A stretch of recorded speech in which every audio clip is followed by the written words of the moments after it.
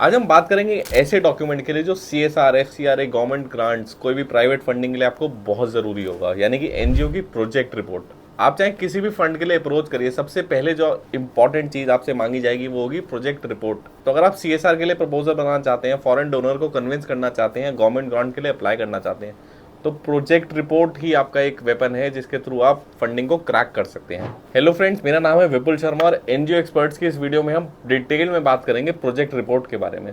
तो सबसे पहले बात करते हैं कि प्रोजेक्ट रिपोर्ट का पर्पस क्या होता है। देखिए, प्रोजेक्ट रिपोर्ट होती है एक डिटेल डॉक्यूमेंट जिसमें सब मेंशन होता है कि आपका एनजीओ किस सोशल कॉज पे काम करेगा, क्या इम्पैक्ट क्रिएट करेगा, कितने लोगों तक उसका फायदा पहुंचेगा और फंड कैसे यूटिलाइज होगा। इसमें पूरी बजटिंग से लेके आपके क्या इम्पैक्ट होगा वो सब मेंशन होना चाहिए। तो जो भी आपको फंडिंग दे रहा है वो इससे समझता है कि आप क्या काम करते हैं, आपका क्या स्ट्रक्चर है और क्या आप उसके लिए इम्पैक्ट क्रिएट करेंगे। अब नेक्स्ट बात पे आते हैं कि प्रोजेक्ट रिपोर्ट समझ गए कि क्या होती है। अब इसके बाद इसको बनाना कैसे और क्या फॉर्मेट आपको रखना है। देखिए, हम आपको एक स्टैंडर्ड जो भी एक प्रोजेक्ट रिपोर्ट का हम फॉर्मेट बनाते हैं वो बताते हैं। सबसे पहले तो होना चाहिए कवर पेज, जिसमें प्रोजेक्ट का टाइटल होना चाहिए, एनजीओ का नाम होना चाहिए, लोगो होनी चाहिए, डेट होनी चाहिए, किसके लिए आप बना रहे हैं उसका नाम होना चाहिए। इसके बाद एग्जीक्यूटिव समरी में आपका पूरा एक स्नैपशॉट होना चाहिए कि आप प्रोजेक्ट किस लिए बना रहे हैं, उसमें पूरी डिटेल मेंशन होनी चाहिए एक ही पेज पे। थर्ड, आप बना सकते हैं अबाउट द एनजीओ पेज, जिसमें आपका मिशन, विजन, क्या आपके रजिस्ट्रेशन डिटेल्स हैं, क्या आपने पास में काम किया है, ये सब मेंशन होगा और आपकी क्रेडिबिलिटी बढ़ाएगा। इसके बाद आता है प्रॉब्लम स्टेटमेंट कि क्या प्रॉब्लम है, किस प्रॉब्लम को आप सॉल्व करना चाहते हैं।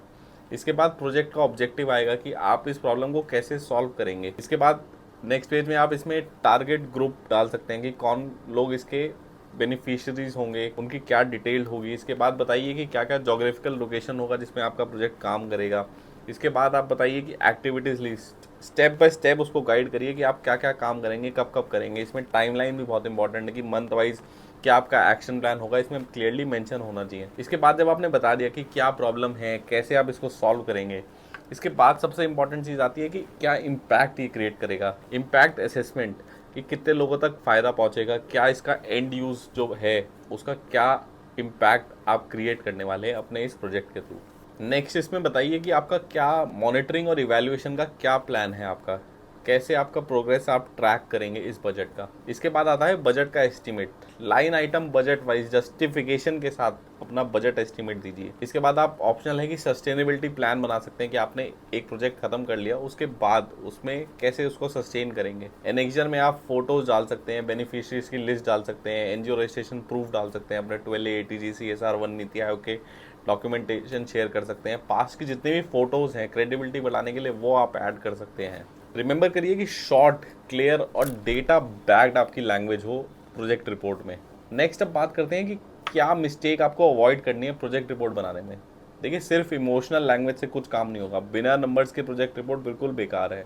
प्रोजेक्ट अपना जो भी बना रहे हैं उसको नंबर से बैक करिए। बजट वेग मत डालिए, राउंड फिगर मत डालिए, उसको डिटेल्ड जस्टिफिकेशन के साथ अपना बजट डालिए। पास्ट एक्सपीरियंस मेंशन करना बहुत ज़रूरी है क्रेडिबिलिटी के लिए। इसके बाद गोल्स को मेजरेबल बनाना और इम्पैक्ट असेसमेंट करना वो बहुत इजी है। इसके बाद कई लोग अपने गोल्स या इम्पैक्ट असेसमेंट नहीं बताते हैं प्रोजेक्ट रिपोर्ट में, वो बहुत गलत है। और लास्ट, नॉर्मल कॉपी पेस्ट करके प्रोजेक्ट रिपोर्ट दे देना, इससे सामने वाले को पता लग जाता है और वो प्रोजेक्ट के आपके चांसेस काफ़ी कम हो जाते हैं।